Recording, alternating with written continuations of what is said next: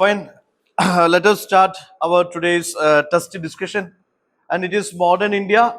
Syllabus is from 1707 to 1857 only.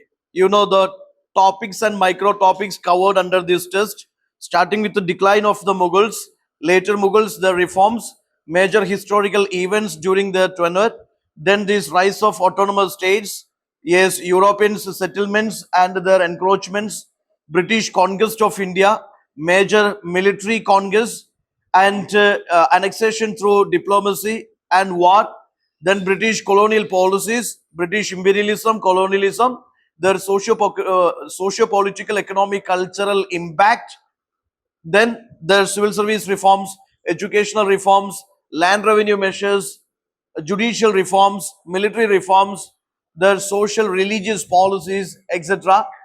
Next is socio-religious reform movements of 19th century, constitutional reforms of the British till 1857, governor generals and their policies, Indian reactions against this British colonial rule, tribal uprisings, peasant uprisings, civil rebellions, and finally 1857 revolt. These are things covered in this particular test, Modern India test 11. So here, starting with the first question, see, consider the following pairs. So in your rap card, you please make sure that, yes, ancient India, medieval India, modern India, whatever it is, the core battles, the causes and consequences are very, very important for you. The battles, the causes, consequences of the battles, parties involved in the battles, various treaties signed, treaties which concluded the wars or battles. That is very important for you. UPC several times in the prelims they asked this question. There are certain treaties, Srirangapatnam Treaty, Treaty of Salbai, Treaty of Basin, Treaty of Madras, Treaty of Paris, different treaties which concluded certain wars of India. Am I right? So take care, important battles are there. Third Panipat battle is there. Battle of Bidara or Bidari is there. Okay, there is Battle of Buxar, Battle of Plashi. There is Anglo-Mysore wars, Anglo-Carnatic wars. Am I right? So there are different battles. Please take care. Please note down the causes, consequences, parties involved, and treaties. Okay, treaties which is signed or which concluded each war. These things are very much important for you. So here three wars are given: Battle of Plashi, Battle of this Anglo-Sikh War, then fourth Anglo-Mysore War, and it is a match the pair question. The causes are given. Battle of Plashi, misuse of Fawasil. Here, understanding the terms, that will save you in this situation here. Fawasil, if you know that it is medieval Indian term, modern Indian term, ancient Indian term.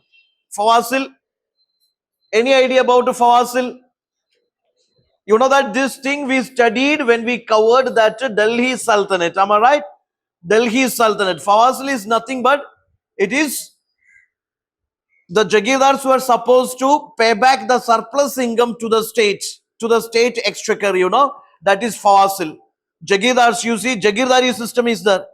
In the military and civil services, officers were assigned with land grants, and land grants, the income from the state can be utilized for the, this expenditure, the revenue, military expenditures, etc. Surplus income, they must pay to the state. That surplus income is called Fawasil. Surplus income, yes, they must pay back to the state is called Fawasil. It is a medieval Indian term. Plashi is happened in which year?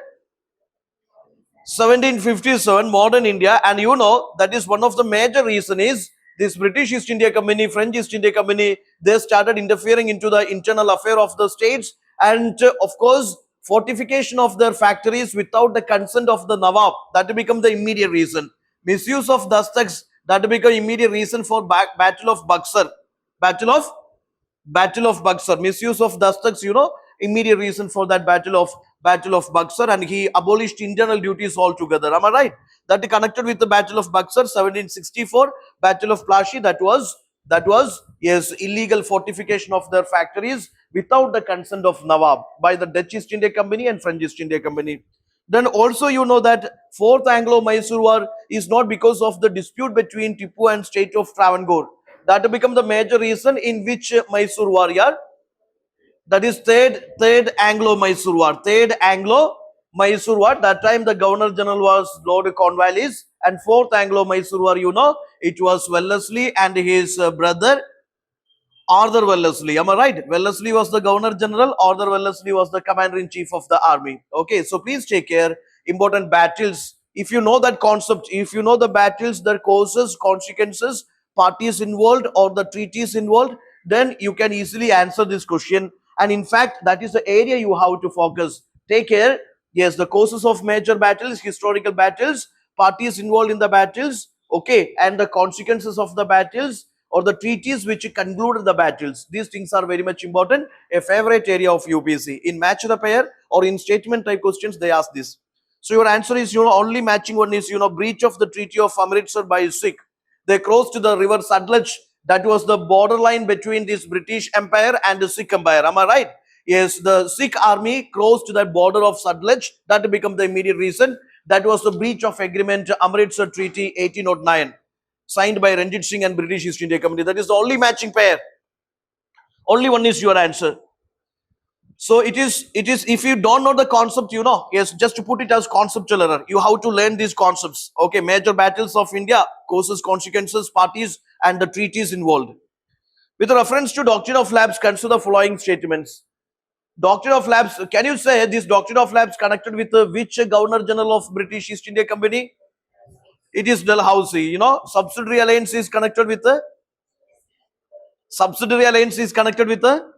Lord Wellesley. Policy of ring fence, that making the neighbor states as the buffer state, that is to protect your own borders. You make your neighbor state as your buffer state. You protect the frontiers of the borders of your neighbor state. That policy is policy of ring fence.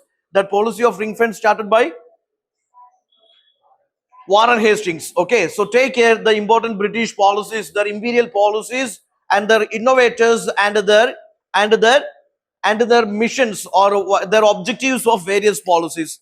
Here, this doctrine of lapse was invented by Governor General Lord Dalhousie. Is that true? Is that true? Yes. You say something, Mandesh. That is subsidiary alliance. Sending these trained troops to Indian state to support one against another, that is subsidiary alliance. That is actually invented by Duplessis. This is doctrine of lapse. Doctrine of lapse as early as 1813 in the state of that Kittur. You see that this is in Karnataka. Okay. Yes, there this ruler of the Kittur state, adopted a son and her adoption is lapsed. This policy was actually invented by this court of directors of this British East India Company. It was already there as early as 1834. So it is not invented by Dalhousie. In fact, it was popularized and it is widely used by this Dalhousie. Okay.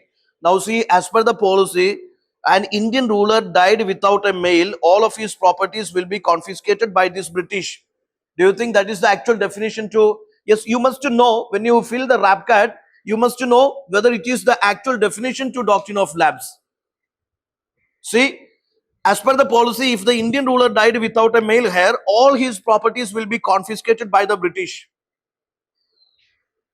Is that the real intention of this doctrine of lapse? Yes, if a ruler died without a male heir, his adopted son, he can enjoy the private property of his father, but he cannot become the ruler of the state. That must be only with the consent of the British East India Company. If it is already approved by the British East India Company, we will become the ruler. Otherwise, adopted son cannot become the next ruler of the state. At the same time, you can enjoy the private property of your father. Okay, that is what doctrine of lapse. Then see, Dalhousie annexed to the states of Jhansi, Satara and Awadh using this policy. You know that this is the easiest way of elimination, yeah? You know that Awadh state is annexed not on the grounds of doctrine of lapse. It was Wajid Ali Shah was the ruler. During that time, it was on the grounds of this misrule or misgovernance, Awadh was annexed. It was a buffer state of the British East India Company. Already they signed a subsidiary alliance and Awadh was annexed only on the grounds of misgovernance. It is not on the grounds of doctrine of lapse, not on the grounds of subsidiary alliance, It was on the grounds of that, yes, misgovernance or misrule. If you know that, you can eliminate that one. Am I right? Am I right? Third one is eliminated. Then the second one you have to correct like this. The property, private property of the father, that he can inherit, but he cannot become the ruler of the state if that is not duly recognized by the British East India Company.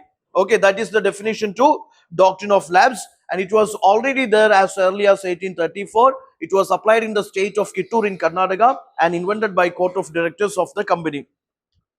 So what can be your answer here? Eh? So you just to take care if it is a technical error or if it is carelessness. You didn't see that Awadh state. You know that Awadh was annexed on the grounds of misgovernance, but you couldn't notice it well because of your carelessness. Just to put it as careless error. If you don't know basic concept of that doctrine of lapse, make it as conceptual error. Okay, doctrine of lapse, subsidiary alliance or policy of ring fence, subordinate isolation, subordinate union. All these things you must go through. These are very very important. Repeatedly UPC asked in the previous exams and you have to go through. Shruti, question number 3. Both Hyder Ali and Tipu Sultan had apprehensions about intentions of Europeans. Shruti, both Hyder Ali and Tipu Sultan had apprehensions about intentions of Europeans, hence they kept Europeans outside of their kingdom. It's a very easy question here, Vishnu. You see that both Hyder Ali and Tipu Sultan, they employed these French professionals in their army and in their state services. Am I right? They had continuous alliances with the French. Am I right? But here they, in a generic way, they asked that they had apprehensions about the Europeans and that they kept Europeans outside their empire. That is, technically wrong because both Hyder Ali and his son Tipu Sultan continuously made that alliances with especially the French and the enemies of the British. So that statement, in a generic term, that is wrong. Generic sense, that is wrong. Am I right? Go for the next one. Lord Cornwallis was the Governor General. Arthur Wellesley was the Commander-in-Chief during 4th Anglo-Mysore War. We know that 4th Anglo-Mysore War. Yes, it was Lord Wellesley was the Governor General. Arthur Wellesley was the Commander-in-Chief of the army, not Cornwallis. Cornwallis is connected with the 3rd Anglo-Mysore War. And there said that Cornwallis could have avoided 3rd Anglo-Mysore War. Am I right? Abhijit, you remember? Or Sudhi, can you say, why do you think that 3rd Anglo-Mysore War could be avoided by Cornwallis? Any idea? Historians say that the 3rd Anglo-Mysore War could have been avoided by Cornwallis. Why? Yes, it was the war between Tipu Sultan and the state of Travancore. Am I right? And it was breach of which treaty? Just after this second Anglo-Mysore War, a treaty was signed here. What was that? Mangalore. Okay, it was breach of that Mangalore treaty. And it was not a war against British East India. It was against Travancore state only. But it was inevitable because it was a sequel to second Anglo-Mysore War. Anyway, British wanted to end this Tipu. Am I right? And they wanted to have control over Mysore because Mysore is, strategically very important and they have alliances with the French. Also, it is controlling that the Malabar coast to spice trade. So anyway, Cornwallis wanted to conquer this Mysore state for their protecting their imperial colonial interest, commercial interest. Am I right? And also Travancore was an ally of the British East India Company. അതുകൊണ്ട് തന്നെ ടിപ്പു സുൽത്താൻ ട്രാവൻകൂറിനെതിരെ യുദ്ധം പ്രഖ്യാപിക്കുമ്പോൾ Cornwallis already warn ചെയ്തിട്ടുണ്ട് if you declare war against Travancore I will come against you. Okay, so രണ്ട് സൈഡിൽ നിങ്ങൾക്ക് അതിനെ അനലൈസ് ചെയ്യാൻ പറ്റണം. ഏതെല്ലാം ഗ്രൗണ്ട്സിൽ അത് ഒഴിവാക്കാമായിരുന്നു, ഏതെല്ലാം ഗ്രൗണ്ട്സിൽ അതിനെ ഒഴിവാക്കാൻ പറ്റത്തില്ലായിരുന്നു എന്നതിനെ കുറിച്ച് അറിഞ്ഞിരിക്കണം. അപ്പൊ ഞാൻ പറഞ്ഞു വരുന്നത് എന്താണെന്ന് വെച്ചാല് the major historical wars fort in this modern India, അതിന്റെ കോസസിനെ കുറിച്ച് വ്യക്തമായ ധാരണ നിങ്ങൾക്ക് ഉണ്ടായിരിക്കണം. Their political causes are there, economic strategic causes are there, international causes are there. Have an idea about this. Causes are very much important. Also, you should know what are the consequences of each war. Okay. Now, Lord Wellesley annexed the whole state of Mysore after placing state under subsidiary alliance system. Is that true? We already discussed in the session here. The whole state is annexed by this 4th Anglo-Mysore War. There is no whole state annexation. Whole state annexation, that was in 1831 only. Whole state of Mysore annexation 1831 only. That is by William Bentinck. That was on the grounds of misrule or misgovernance. And later this, Mysore state restored to its original ruler by Lord Ripon. Ripon is known for his constructive programs. Am I right? So it was during the time of Ripon, the state is, restored. That was in 1881. Okay. So that things you take care. Annexation by William Bentinck, that was 1831, and it is restoration by Lord Ripon, that was in 1881. So just try to understand the governor generals and their policies toward these Indian princely states. the relationships towards these Indian princely states. That is very much important for you. Don't ever miss it. So what can be your answer? First is eliminated straight away. Second is eliminated. And third one is eliminated. Your answer has to be yes, none is the answer. Okay, go for fourth one. Which of the following commodities were introduced in India by the Europeans? This is also simple logic here. We studied ancient India. Hari, you remember? Indus Valley civilization. We know that Indus people were, yes, exporters of cotton to Mesopotamia, Iran, Iraq, or Egypt, etc. So cotton is cultivated as early as the Chalcolithic age or this, Bronze Age. You see that Indus civilization. Indus civilization onwards, we have seen there is cotton cultivation. Okay, it is not an introduction by these Europeans. Similar way, sugar canes we discussed when we discussed Vedic civilization, Rig Vedic Aryans, later Vedic Aryans. There in later Vedic LVC phase, we have seen cultivation of sugar cane. So sugar cane is as old as that LVC. Am I right? Amal, is it right? So sugarcane, cotton, that even cultivated in India in the ancient times itself, Indus civilization or Vedic civilization, etc. So they are not a European inventions. If you simply know this is simply eliminated. You will come up with the answer. That is, yes, C is your answer. Introduction by Europeans. That is Portuguese, Dutch, British, French. These are the Europeans arrived here. You could see that many commodities are introduced by Portuguese. Many are introduced by British. Okay. Coffee is introduced by that Sufi saint, first introduced in Karnataka. Go for the detailed explanations in the explanation key. Now question number 5, Ramakrishna Mission conducted humanitarian relief and social work along with the religious reforms. Swami Vivekananda was an ardent lover of India's traditions and rejected the materialistic culture of the Europeans. This is also simple common sense here. If you know that Chicago speech of this Swami Vivekananda and see, he all, wherever he made his speech, lectures from on his return journey from Chicago, lectures from Colombo to Almora, collection of lectures or speeches delivered by Swami Vivekananda, and his mission vision, it was like a synthesis of this Western materialism and Eastern spiritualism. He believed in that fusion of, he believed in the blend of that Western materialism and Eastern spiritualism. It is not like rejecting the entire West. It is not like that. Believed in a combination of a blend of this Eastern spiritualism and Western materialism. So if you know this basic concept, this is answerable. Second is easily eliminated. First one is correct only. Ramakrishna Mission conducted humanitarian relief and social work along with the religious reforms. Am I right? One only. Then you see question number 6, Wood's Dispatch 1854. You know that Wood's Dispatch is regarded as the Magna Carta of English education here. Am I right? If you know that Wood's Dispatch is the Magna Carta of English education here, yes, it provided for what? Mass education. Yes, mass education, primary education, female education, then this vocational education, then see 3-tier education system, then there is school level education that has to be in vernacular, then higher education to be in that is in English. This is simple logic here. Karanam basic education English il kodukkan pattathilla. Mass education and primary education ഒക്കെ ഇതിൽ support ചെയ്തിട്ടുണ്ട്. Primary education vernacular languages ലായിരിക്കും കൊടുക്കുന്നത്. ശരിയല്ലേ?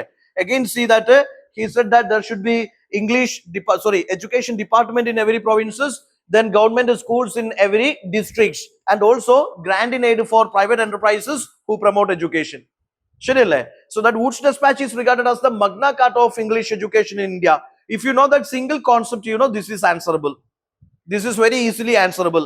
You see, Wood's Dispatch was in favor of protecting British imperial interests, hence it neglected mass education of Indians. Never neglected, it promoted, advocated mass education, primary education, female education, vocational education, etc. It recommended English as the medium of instruction at the school level. This is basic concept here. കാരണം the primary education അല്ലെങ്കിൽ mass education school level ഒരിക്കലും ഇംഗ്ലീഷിൽ കൊടുക്കുക എന്നുള്ളത് impossible ആണ്. കൊടുത്തു കഴിഞ്ഞാൽ അത് mass education ആവുന്നില്ല, because that time English is not a common language among the masses. Am I right? So that should be in vernacular language. പ്രാദേശിക ഭാഷകളിലേ നടക്കത്തുള്ളൂ.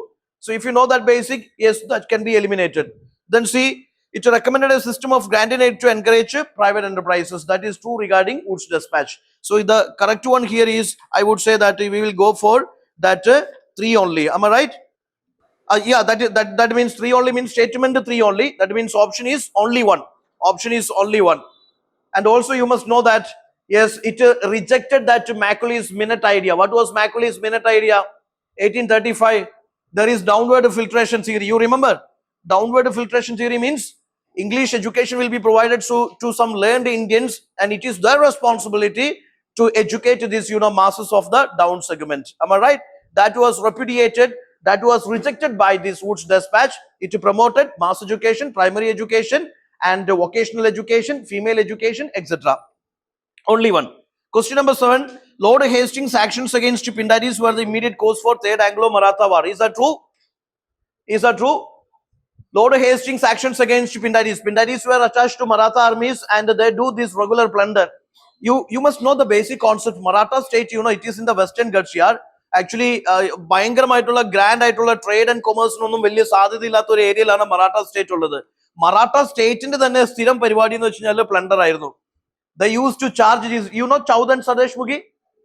അവര് വരുമാനം കണ്ടെത്തുന്നത് തന്നെ they impose the taxes on other neighbor states, non-Maratha states, and also they focus on plunder. Sometimes to pay the salary to the troops, the Maratha forces or the Maratha state to go on plundering other states. അപ്പൊ അവര് തന്നെ rich അല്ല, ശരിയല്ലേ? അവർക്ക് തന്നെ salary കൊടുക്കാൻ ഈ മലയിലും കുന്നിലും കാട്ടിലൊക്കെ എന്ത് ബിസിനസ് നടത്താനാണ്? അവരും പലപ്പോഴും പ്ലണ്ടർ ചെയ്തിട്ടാണ് വരുമാനം കണ്ടെത്തുന്നത്. And they impose Chowd and Sadesh Mugi on neighbor states. Am I right? So you see, Pindaris were attached to Maratha army, and Lord Hastings' actions against Pindaris were immediate cause of this Third Anglo-Maratha War.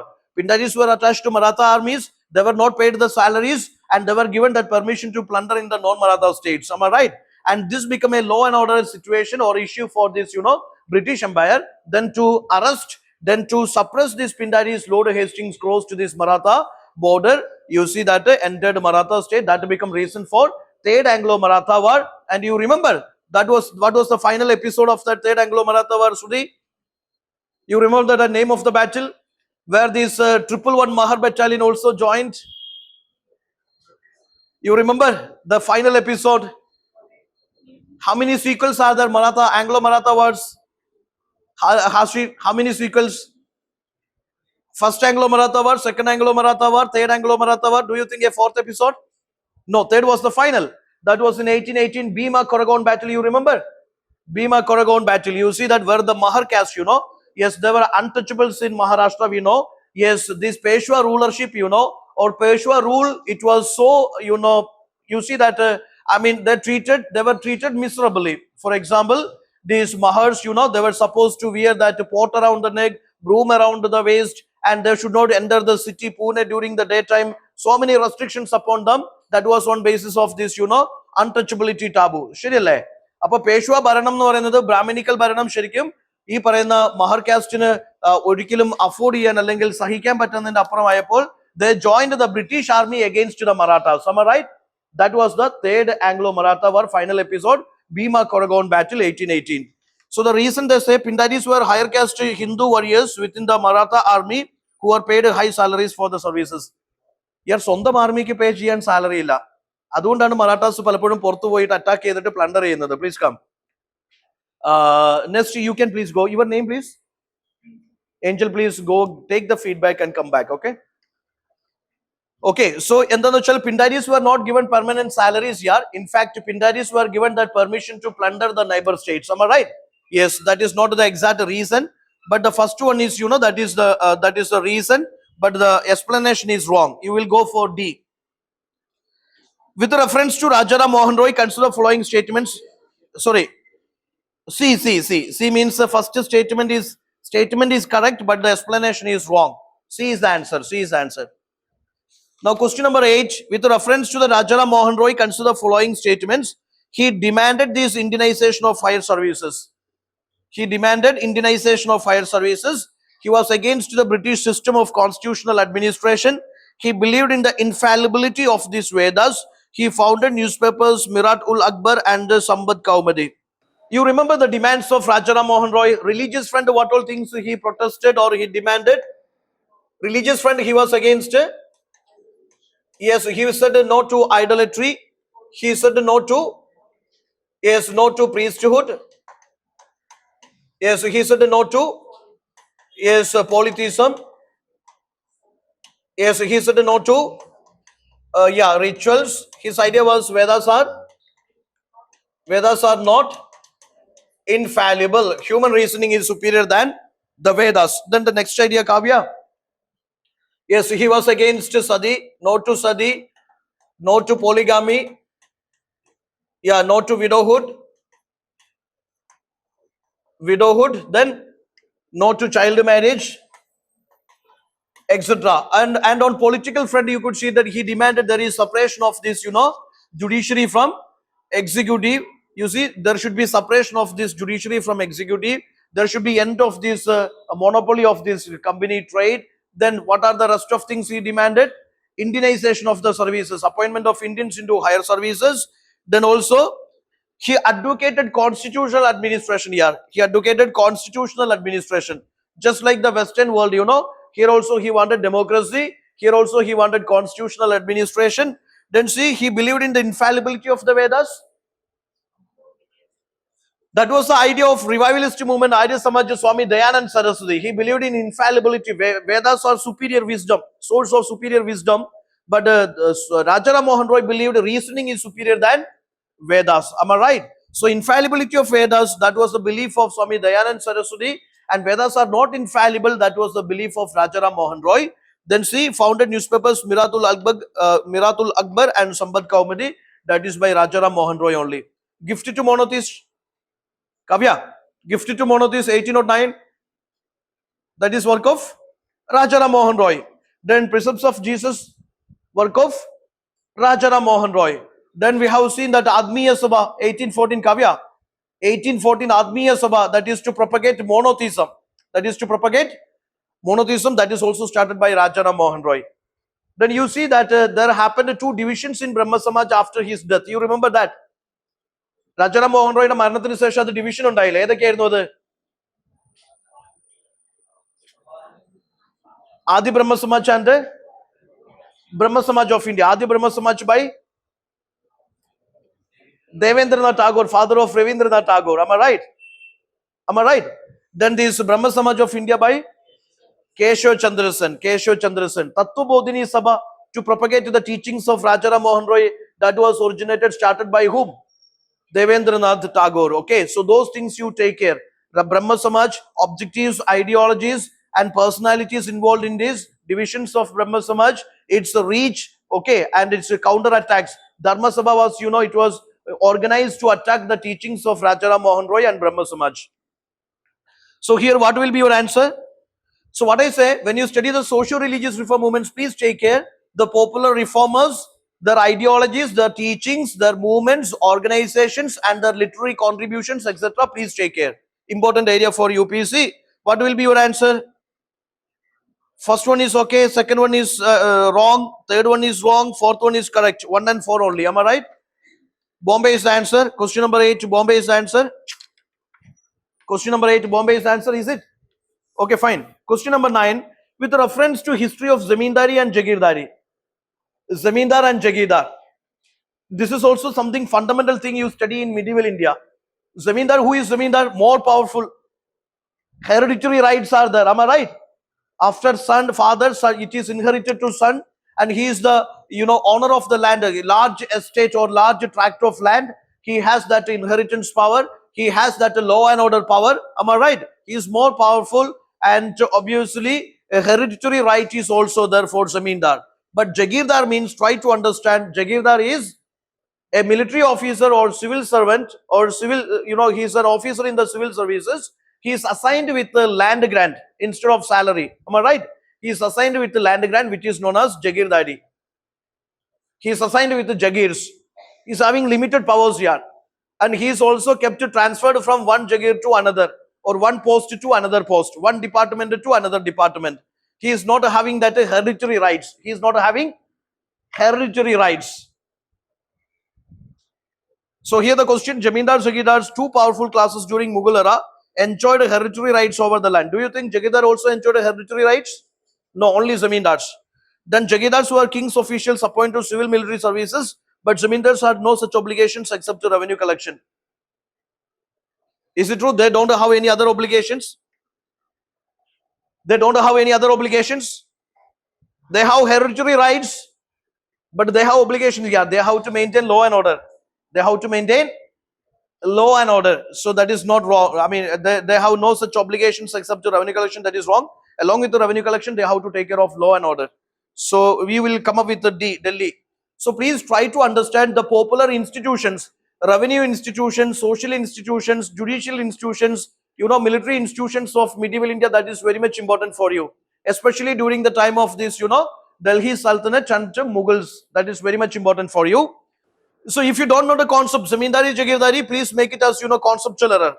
If you have some confusions, some carelessness, regarding these rights of Zamindars and Jagirdars, please make it as your careless error. Whatever it is, please fill in the rap card. Now, question number 10. Rani Lakshmi Bai of Jhansi was the first Indian woman ruler to revolt against the British. Come on, you say. Yet simple logic. British conquered India. The first Plashi which happened in 1757. Do you think that after 100 years only one woman, or maybe a first attack against the British, or maybe first to fight against the British, which happened only after 100 years of their rule? Because revolt of this 1857 means it is after 100 years of their conquest. Am I right? Do you think this much years we waited? You remember that Rani Chennamma of Kittur state, when she was deprived of her right, her adopted son could not become the next ruler, her state was annexed. That time she fought against the British for the first time, 1834. Here it says, Rani Lakshmi Bai of Jhansi was the first Indian woman ruler to revolt against the British. That is, what do you say? Rule against? That is true, but here it says that Rani Lakshmi Bai of Jhansi was the first Indian woman. Do you think she is the first Indian woman? She is the first Indian woman? No, I said as early as 1834, there is Rani Chennamma, when her state Kittur of Karnataka, that was annexed on the grounds of this doctrine of lapse, she fought the first time. Rani Lakshmi Bai, that is in 1858 year. That is in Hashir, you have some concerns, you can ask me. She fought in 1858. But also as early as 1834, there is another woman. She fought against the British because of annexation of her state on the grounds of doctrine of lapse. She already fought in 1834. Am I right? So it is not a Rani Lakshmi Bai. Then second is the policy of paramountcy protected Indian kingdoms from annexation by the British. Amal, you remember policy of paramountcy, it is the policy of the Indian princely states or this British East India Company, or it is British Empire. It is British Empire. The policy of paramountcy, that was a policy of British Empire. That was the policy they adopted with the princely states. Indian princely states, when they signed this alliance, they have to accept this paramount, British as a paramount power, as a sovereign power. And this British will take care of their protection. And if something happened against paramountcy, they will annex the state also. Okay, so policy of paramountcy, Indian princely states adopt cheytadalla, adu British Empire adopt cheytadana. Indian states ne annex cheyanulla oru tantramayirunnu, sheriyalle? Avare protect cheyum enna vyajyane adu implement cheyidu. Indian princely states had to accept the British as a paramount power, and if something they do against the paramountcy of British, that state will be annexed by British. അവരെ protect ചെയ്യാൻ വേണ്ടിയിട്ടാണ് they have to accept the paramountcy എന്ന് പറയുന്നത്. പക്ഷെ നമ്മൾ കാണുന്നത് എന്താ വെച്ചാൽ ഒരുപാട് കോണ്ടസ്റ്റിൽ ആ പ്രിൻസിലി സ്റ്റേറ്റ്സിനെ തന്നെ ബ്രിട്ടീഷ് ഈ പോളിസി വെച്ച് അനക്സ് ചെയ്യുകയാണ് ചെയ്യുന്നത്. ശരിയല്ലേ?